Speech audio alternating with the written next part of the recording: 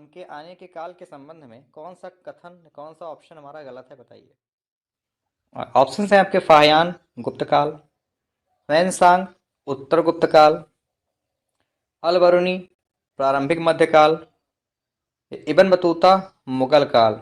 Which of the following matching is incorrect? Foreign travellers and their time of arrival. Comment करें।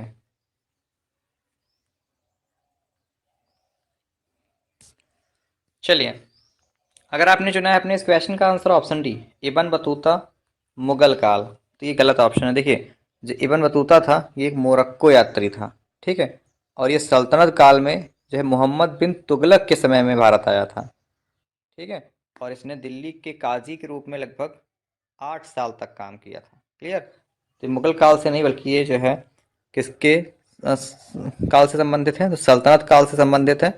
किसके समय में आया था? तो मोहम्मद बिन तुगलक के। याद रखिएगा, ऑप्शन डी जिनका भी आंसर आ रहा है बिल्कुल सही उत्तर है उनका। चलिए देखते हैं अगला प्रश्न।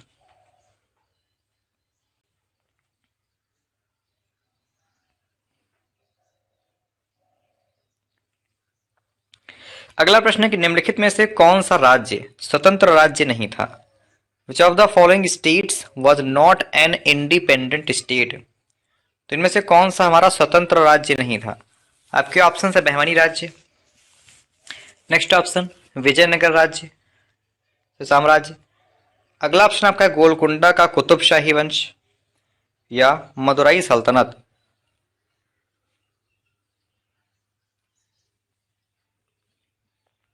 चलिए, इसमें फ्रेंड्स आपको बताना था कौन सा राज्य स्वतंत्र राज्य नहीं था। तो आपके इस क्वेश्चन का राइट आंसर अगर आप चुने हैं ऑप्शन सी, गोलकुंडा का कुतुबशाही वंश, कुतुबशाही डायनेस्टी ऑफ गोलकोंडा, तो ये एक स्वतंत्र राज्य नहीं था। ऑप्शन सी जिनका भी आंसर आ रहा है वो हमारा इस क्वेश्चन के लिए बिल्कुल सही आंसर होगा। क्लियर? चलिए देखते हैं इस क्लास का हम फ्रेंड्स फटाफट से अगला क्वेश्चन।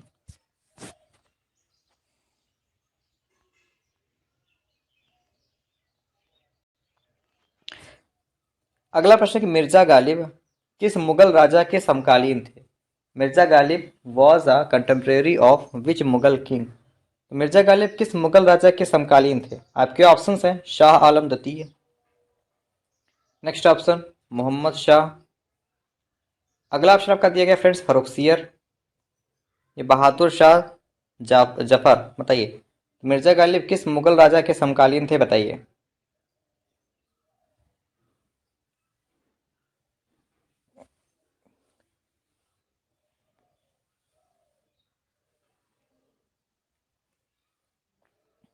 चलिए, आपके इस क्वेश्चन का राइट आंसर हो जाएगा option number D, Bahadur Shah Zafar. ठीक है, तो मिर्जा गालिब बहादुर शाह जफर के समकालीन थे। ओके, इसके अलावा मिर्जा गालिब कौन थे? तो ये उर्दू कवि थे, ठीक है, इनकी शायरी काफ़ी फेमस है। ठीक है, तो उर्दू के कवि थे और ये अंतिम मुगल जो था पर इसके समकालीन थे। इनका जन्म कब हुआ था? 1797 में, ठीक है, और 1869 को इनकी मृत्यु हुई थी। क्लियर? तो ऐसे में जिनका भी आंसर ऑप्शन नंबर हमारा जो है डी आ रहा है बिल्कुल सही उत्तर है उनका, बहादुर शाह जफर। चलिए ले चलते हैं आपको हम आगे इस क्लास के फटाफट से अगले क्वेश्चन की तरफ।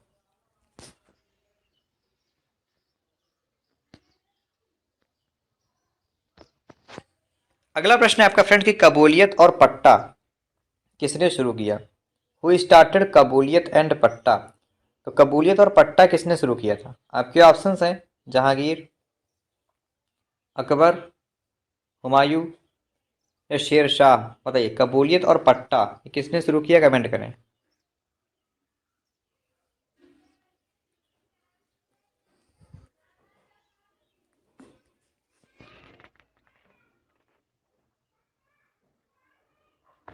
चलिए, आपके इस क्वेश्चन का राइट आंसर हो जाएगा option number D, Sher Shah. Clear?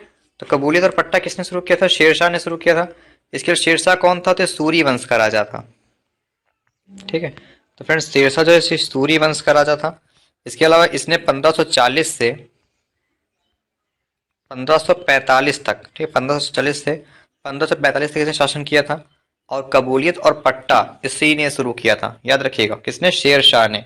तो अगर आप अपना आंसर ऑप्शन नंबर डी चुने हुए हैं तो बिल्कुल सही आंसर होगा आपका। ठीक है, चलिए माय डियर फ्रेंड्स, अब हम ले चलते हैं आपको आगे इस क्लास के अगले क्वेश्चन की तरफ।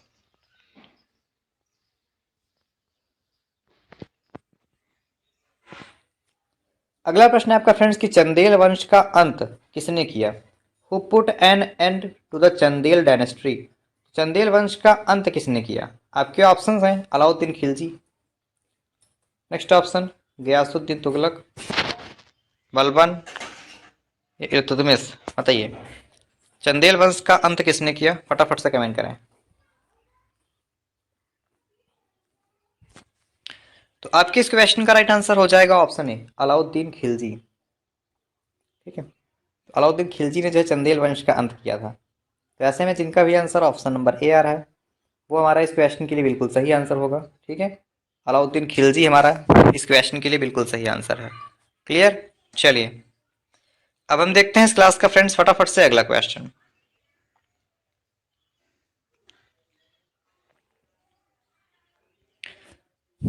अगला प्रश्न है आपका शेरशाह सूरी किसके लिए नहीं जाना जाता है?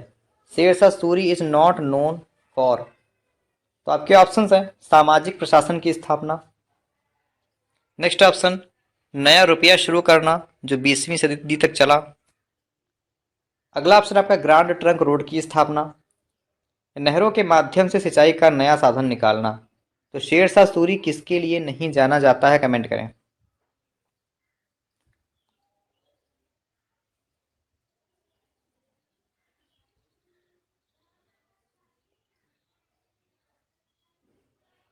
चलिए तो आपके इस क्वेश्चन का राइट आंसर हो जाएगा हमारा ऑप्शन नंबर ए। ठीक है, सामाजिक प्रशासन की स्थापना। क्लियर? तो ऐसे में जिनका भी आंसर ऑप्शन नंबर ए आ रहा है बिल्कुल सॉरी ऑप्शन नंबर डी नहरों के माध्यम से सिंचाई का साधन निकालना। क्लियर?